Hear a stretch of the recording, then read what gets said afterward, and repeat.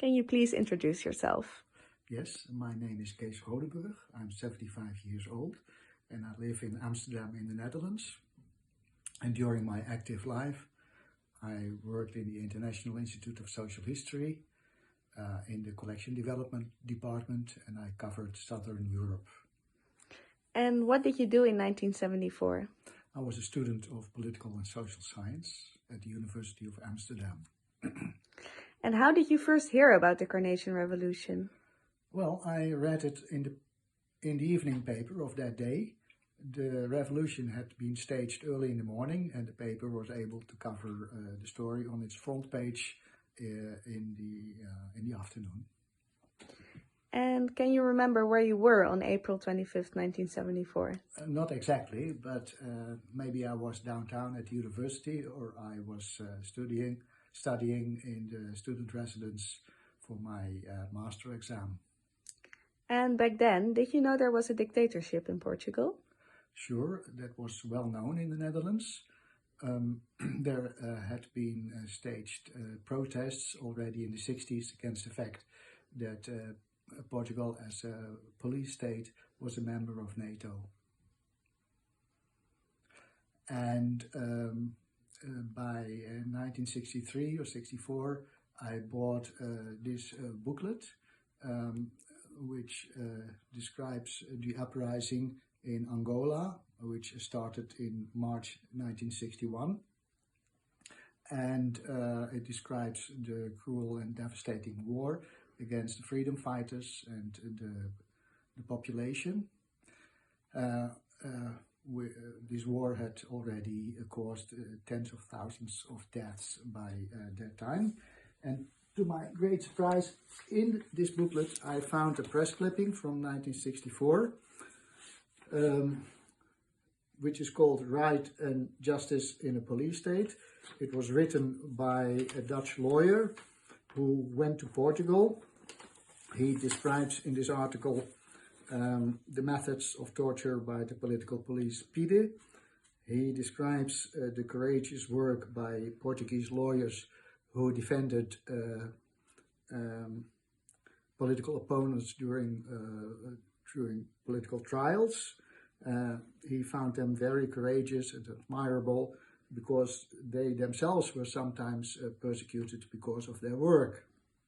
He went to Portugal as an observer during a political trial there. And how was the Carnation Revolution covered in the media of the time? Well, in the paper that I read, very well. I am still reading this paper, and as a subscriber I was able to access the online archive of the paper, and I read the articles written in the paper from January until May. I suppose that I read those articles at that time myself too. The first article from mid-January describes news about a failed attempt a few days before Christmas 1973 by right-wing generals who feared a liberalization of the policy towards the government, towards the colonies. Then the paper sent a correspondent to Portugal in early March.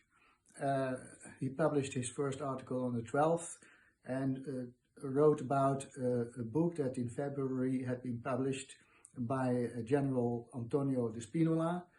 It was called Portugal e o seu futuro. It describes a possible commonwealth of independent colonies, and Portugal and Brazil included. This book had great influence in the army. 4 days after this article, on the 16th of March, there was a failed attempt for a coup d'etat by the army against the government. And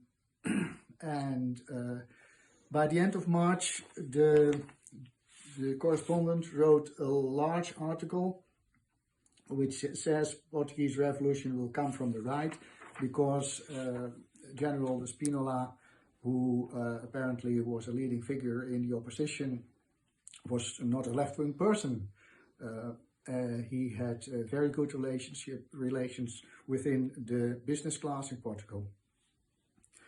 Well, then on the 25th, the revolution took place, and until the end of the month, every day the paper ran big articles on the front page about developments, the arrests of the political police, the arrival of left-wing party leaders, and by mid-May the journalist announced the forming of a new government, and he also mentioned a lot of strikes in the country, directors of factories who had been dismissed by the workers, and well, afterwards we know that the revolution didn't take a right-wing turn but a left-wing turn, and many Dutch people, youngsters who became enthusiastic about this fact, took classes of Portuguese and went to Portugal. And what do you know about Portuguese democracy? Well, it's a modern, liberal, European democracy with freedom of speech, freedom of association, free elections. Okay. Modern country. Muito obrigada. De nada.